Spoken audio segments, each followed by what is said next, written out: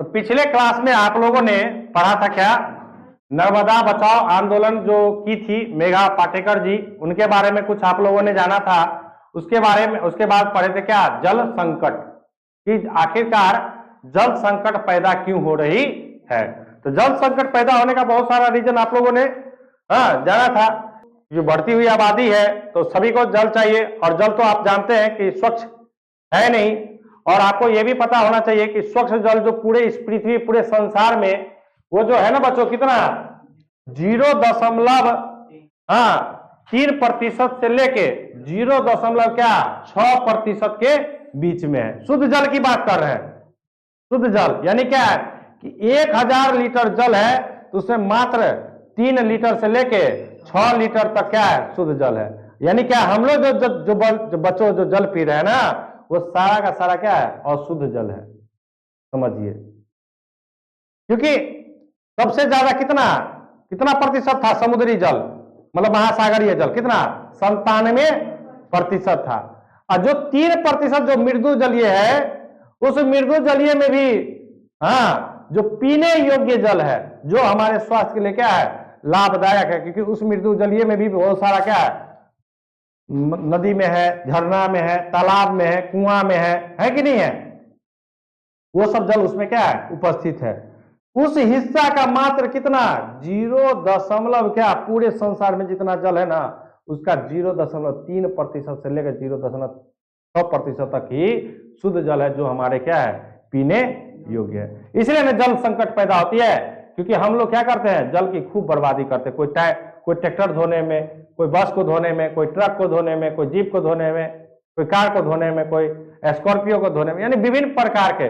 दूसरा, बढ़ती हुई आबादी।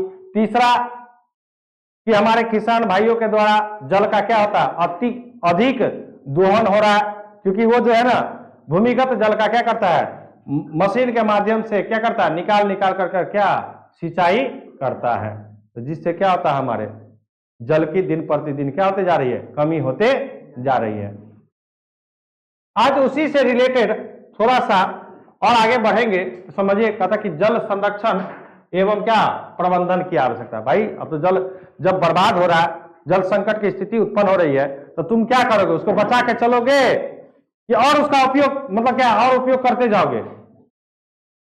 जब आपके घर में, जब आपके पॉकेट में पैसा नहीं रहेगा, और यदि पैसा है खूब खर्चा कर लिया, पैसा नहीं है तो क्या कीजिएगा, पैसा को बचा बचा के चलिएगा। आप लोग के जैसे पापा, आप लोग डेरा लेके रहते हैं, तो आपके पापा तो सीमित पैसा देता है ना, कहता लो बेटा, लो बेटी, इतना उड़ाना है उड़ाओ, ऐसा है नहीं। तो सीमित पैसा देते हैं।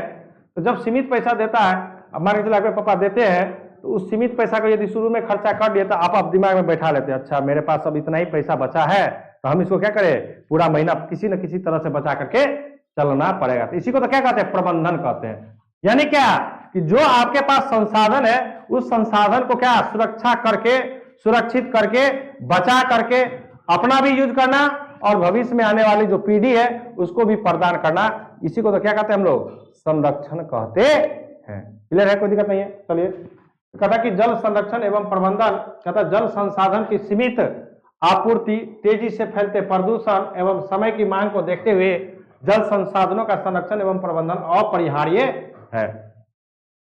कहता है कि जल संसाधन की सीमित आपूर्ति, आपके पास कोई ज्यादा जल नहीं है, जल तो बहुत सारा है, लेकिन आपके उपयोग लायक नहीं है। क्योंकि 97% जो जल है बच्चों, वो क्या है, समुद्री जल। क्या समुद्री जल हम लोग के इलाका में है नहीं, तो क्या समुद्र से पाइप लगा के लाइएगा। और समुद्री जल क्या होता है, खारा जल, यानी क्या उसमें लवण की मात्रा क्या होती है, अधिक होती है। तो जब लवण की मात्रा अधिक होती है तो वो न फसल के लिए उपयोगी, वो फसल के लिए भी उपयोगी नहीं है। तो जब फसल के लिए उपयोगी नहीं है, तो क्या आप फसल उगा सकते हैं, नहीं उगा सकते। और शरीर मनुष्य के लिए तो उपयोगी ऐसे भी वो नहीं है।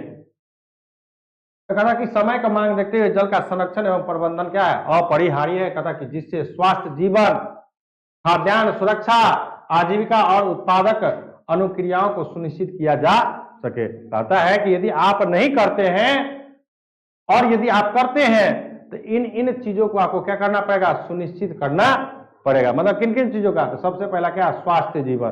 भाई जीवन हम जिएंगे, आप जिएगा, तबे ना कुछ इस धरती संसार में कुछ कर पाइएगा।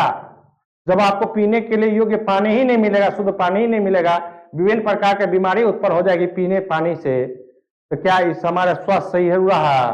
तो सबसे मनुष्य का तो सबसे बड़ा धन क्या है? स्वास्थ्य। कोई पैसा धन नहीं है बच्चों, आपके पास खूब पैसा है और आपका शरीर क्या है? बीमार है, उस पैसा कोई काम? शरीर में तो कष्ट रहेगा ना।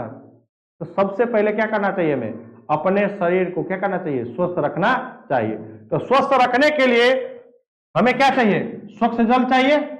यदि स्वस्थ जीवन बिताना है तो स्वच्छ जल चाहिए ना। क्योंकि स्वच्छ जल क्यों चाहिए? क्योंकि हमारा भोजन भी क्या होता है? जल में ही बनता है। हम जो पीते हैं वो भी क्या होता है? जल ही न पीते हैं। यानी क्या कि जो भोजन बनता है वो कहां बनता है? जल में। नहाते भी है, हम जो शारीरिक क्रिया करते हैं वो भी हमको क्या? जल से ही। अब एसिड वाला जल से क्या करेंगे? हम नहाएंगे, जो जल गंदा है, गंदा जल से नहाए आप लोग, बहुत तरह का हो सकता है कि एलर्जी हो जाए। एलर्जी हो जाता है ना कभी कभी पानी से। तो फिर आपको क्या, खाने में भी, पीने में भी, और जो आपकी शारीरिक क्रिया है, यानी कि आप नहाते हैं, बाथरूम जाते हैं, टॉयलेट जाते हैं, मुंह धोते हैं, ब्रश करते हैं, उसमें भी आपको क्या? स्वच्छ जल की ही आवश्यकता होती है। क्लियर? दूसरा है खाद्यान्न सुरक्षा, जो किसके लिए? आजीविका। भाई फसल उपजेगा ना, अच्छा पानी नहीं दीजिएगा तो फसल उपजेगा? नाला वाला पानी को क्या कर दे, खेत में डाल दें, फसल उपजेगा? नहीं उपजेगा। तो कहा था कि खाद्यान्न सुरक्षा, यानी कि आप जो भोज्य पदार्थ जो उपजाते हैं अपने पेट को क्या करने के लिए? भरने के लिए, उसके भी आपको क्या करना पड़ेगा? स्वच्छ जल का ही प्रयोग करना पड़ेगा। फिर है उत्पाद अनुक्रियाओं, यानी क्या? जो नया नया चीज जहां पर मशीन से कोई सामान बनता है, जैसे बर्फ खाते हैं, उत्पाद होता है, उत्पादन होता है। तो क्या नाला के पानी को बना करके बर्फ दे देते तो नहीं पी खा लीजिएगा? सहीगा? क्यों? वहां तो उत्पाद हो रहा है ना, जल से ही उत्पाद हो रहा है ना, तो क्या करें? उसी को खाने लगे? वहां भी हमें क्या होती है? स्वच्छ जल की आवश्यकता होती है। अभी देखिए जैसे बोतल वाला पानी है, वो भी उत्पाद हो रहा है कहीं ना कहीं। तो क्या करते हैं? वहां पर गंदा पानी बोतल में डाल करके देगा, पीजिएगा? नहीं पीजिएगा। इसका मतलब क्या कि हर स्थिति पर आपको क्या चाहिए? स्वच्छ जल की आवश्यकता होती है। इसलिए हमें जल को क्या करना पड़ेगा? संरक्षित करना पड़ेगा। क्यों? क्योंकि हम भी यूज करें और आने वाली पीढ़ी भी क्या हो सके, उससे लाभान्वित हो सके। क्योंकि आज हम गंदा करके जाएंगे तो हमारा ही ना अगला पीढ़ी है, उसको क्या मिलेगा? गंदा। और जब गंदा उसको मिलेगा तो क्या वो बीमार ही रहेगा अधिकतर। तो वो क्या इस धरती पर जीवन जी पाएगा? सही ढंग से नहीं जी पाएगा। तो हमें क्या करना चाहिए बच्चों? कि अपने बारे में भी सोचना चाहिए और भविष्य के बारे में भी क्या करना चाहिए? सोचना चाहिए। कहता है आगे समझिएगा, कहता कि जल संसाधन के दुर्लभता एवं या संकट से निवारण के लिए सरकार ने सितंबर 1987 में राष्ट्रीय जल नीति को क्या किया? स्वीकार किया। यानी एक कानून बनाया 1987 में। जैसे अभी पंजाब सब में जाइएगा, जैसे हम लोग के सड़क पर क्या है, सड़क को भी हाँ पाइप लगा के ऐसे से धोता है। यदि पंजाब सब में देख लिया हाँ तो आपको फाइन लग जाएगा। यानी आप पानी को सड़क पर नहीं बहा सकते हैं। बहुत सारे ऐसे जगह है जहां पर क्या आपको प्रतिबंध है। हमारे बिहार में तो कोई प्रतिबंध नहीं है। हमारा बिहार जानते हैं ना, सबसे ठेलवा गाड़ी है।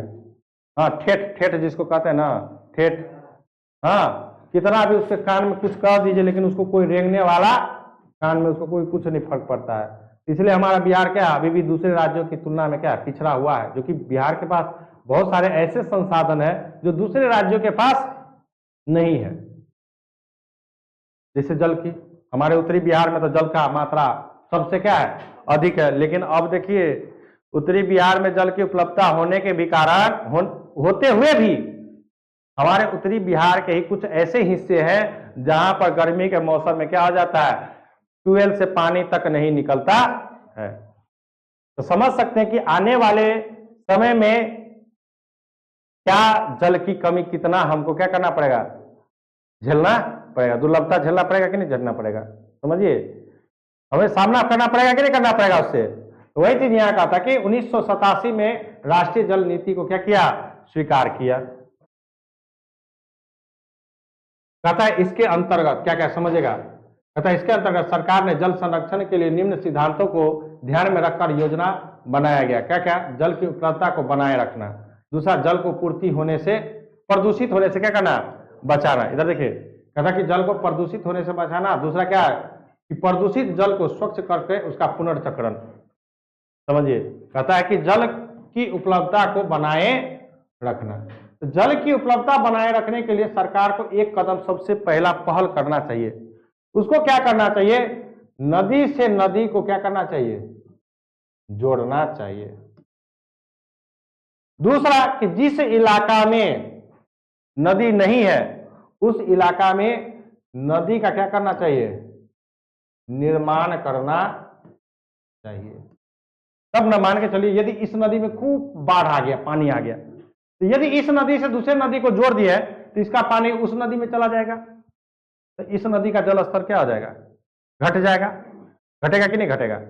दूसरा कि नदी का निर्माण किए, जिस क्षेत्र में नदी नहीं है तो नहर का निर्माण कर दीजिए। तो नहर का निर्माण कर दीजिएगा तो इस नदी को जोड़ दीजिए, इसमें से क्या हो जाएगा, इसमें भी पानी चला जाएगा। तो जिस क्षेत्र में नदी नहीं है उस क्षेत्र में भी क्या होगा, नदी आ जाएगा। नदी आ गया तो पानी की मात्रा आने लगी। अब पानी की मात्रा आने लगी तो इससे क्या होगा, सिंचाई भी क्या हो जाएगा, किसान को उपलब्ध हो जाएगा। सिंचाई के लिए जल की उपलब्धता हो जाएगी। तो जितना किसान पहले क्या भूमिगत जल को निकालता था, अब उतना भूमिगत जल को नहीं निकालेगा। फिर है क्या तुम्हारा, जल को प्रदूषित होने से क्या करना, बचाना। यानी हम लोग जो नाला के माध्यम से अपने घर का सीवेज का पानी सब जो है ना, बाथरूम का, कल का पानी डायरेक्ट नाला में जो बहाते हैं, उस जल को उस जल जो घर से जो जल निकलता है ना, उस जल को क्या करना चाहिए, बचाना।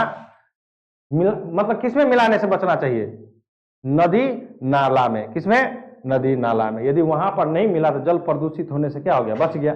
दूसरा कि हमारे किसान भाई को भी क्या करना चाहिए, ज्यादा रासायनिक पदार्थ का उपयोग नहीं करना चाहिए, जिससे जल क्या होती है, प्रदूषित होती है। क्योंकि वही मिट्टी में मिला रहता है और जब वर्षा जल होती है तो वो जल उसमें क्या हो जाता है, वो कार्बनिक पदार्थ, वो रासायनिक पदार्थ क्या हो जाता है, मिल जाता है, जिससे क्या होता है, हमारे जल भी प्रदूषित। दूसरा कि जल प्रदूषित होने के लिए देखते होंगे गांव सब में कि पोखर में क्या गाय भैंस को क्या करता है, नहाता। भैंस को नहाता, गाय को तो नहीं नहाया जाता है।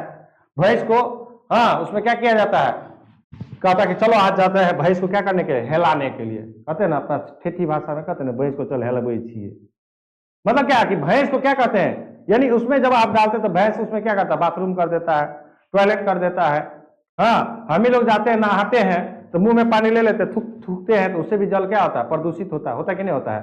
तो वो भी उसके बाद कपड़ा साफ करते हैं, बर्तन साफ करते हैं, तो उससे भी क्या होता है, जल प्रदूषित होता है कि नहीं होता है। तो वो सब से भी हमें क्या करना चाहिए, बचना चाहिए, तभी जाके आपका क्या होगा, जल साफ सुथरा रहेगा। फिर कहता है कि प्रदूषित जल को स्वच्छ कर उसका पुनर्चक्रण। अभी जैसे देखते हैं बच्चों कि आप लोग दिल्ली जब जाइएगा ना, तो दिल्ली में जो जल की जो सप्लाई होती है बच्चों, वो यमुना के पानी को क्या किया जाता है, साफ करके लोगों के घरों तक पहुंचाया जाता है। और जब आप यमुना नदी जाइएगा, कभी दिल्ली जाइएगा तो समझिएगा यमुना नदी कितना गंदा है, जो देखने में लगेगा एकदम पूरा पानी वहां का क्या काला। और प्रत्येक साल उस यमुना नदी में जब बाढ़ आ जाती तो हाहाकार मच जाता है, और जब पानी नहीं रहती है तो नाला एकदम इतना गंदा रहता है कि आप उसको देख कर कहिएगा कि यही यमुना नदी है। मतलब इतना प्रदूषित है। जब हम छठ मनाते हैं तो उस समय में इतना झाग रहता है, उतना गंदा रहता है कि उस नदी में मतलब क्या छठ पूजा करने योग्य नहीं रहता, फिर भी मजबूरी लोग क्या करता है, उसमें पूजा करता है। तो समझ सकते हैं कि नदी पर भी विवाद होता है। ऐसे भी नदी पर तो विवाद होता है, एक राज्य से दूसरे राज्य, वो भी आपको टॉपिक पढ़ना है। उसको कहते हैं जल राज्य के, एक राज्य से दूसरे राज्य, क्योंकि नदी तो एक जगह से बहती नहीं है, एक राज्य से दूसरे राज्य में बहती है। तो कहता कि हम पानी आपको देंगे नहीं। ये हमेशा झगड़ा क्या चलते ही रहता है, एक राज्य से दूसरे राज्य में, एक देश से दूसरे देश में। जैसे अभी पाकिस्तान इंडिया के बीच में हुआ हुआ ना लड़ाई, तो इंडिया क्या कहा, हम तुमको पानी ही नहीं देंगे। तो सिंधु नदी का क्या किया, जल देना क्या किया, भारत सरकार बंद कर दिया। लो तुम तड़पो, तुम हमारे आदमी को मारोगे ना, तुमको हम ऐसा देंगे ना, बम मारेंगे तुमको, बम वो वाला बम नहीं मारेंगे तुमको, हम ऐसा बम मारेंगे कि तुम पानी के कारण क्या होगा, तरस तरस के मरेगा। तो हमको ऐसे आदमी को बंदूक से तुम्हारा आतंकवादी आकर के मारता है ना, हम तुमको ऐसा मारेंगे कि जो तुम प्यासे मरोगे, तुमको कुछ नहीं करने के लिए, क्योंकि मेरा अधिकार है ना, मेरा जल है ना, मेरे देश में प्रवेश कर रहा, हम तुमको दे नहीं दे, हम अपना बाहर लेंगे, हम अपने देश के अंदर ले आएंगे, हमारे किसान को पानी पहुंचेगा। जो हम तुमको दे रहे हैं हम वो नहीं देंगे तुमको, लो तुमको क्या किए, हम जल के कारण मारेंगे। भारत सरकार बोला कि जल और खून एक साथ नहीं बहेगा, आप खून बहाना बंद कर दीजिए, हम जल देना चालू करेंगे। आप मेरे देश को खून बहाइएगा, हम आपको जल दे पीने के लिए, तुमको तरपा तरपा के मारेंगे पानी के कारण। क्योंकि फसल उगने के लिए जल चाहिए ना, कि नहीं चाहिए? और जब उस क्षेत्र में नदी सूख जाएगा तो क्या वहां खेती होगी? नहीं होगी। तो खेती नहीं होगी तो क्या होगा? उपज नहीं होगा, तो भूख मरी मरो। अब भूख कहीं से तुम व्यवस्था कर भी लिया खाना, तो प्यासे से मरो। पानी भी चाहिए ना, खाना तो खा लिए तो पानी नहीं चाहिए। इस प्रकार से क्या, तो यही कहा था कि समझे कि प्रदूषित जल को स्वच्छ, इसके लिए क्या किया जाता है, जहां से सीवर का पानी निकलता है, नदी में मिलता है, वहां पर क्या किया जाता है, फिल्ट्रेशन किया जाता है। यानी उस पानी को साफ करके तब आप क्या कीजिए, नदी में बहाइए, तो जल आपका क्या होगा, प्रदूषित नहीं होगा। रहने दीजिए, ठीक है। इसके आगे फिर नेक्स्ट टॉपिक को लेकर के क्या अगले क्लास में आप लोग से मिलते हैं। चलिए।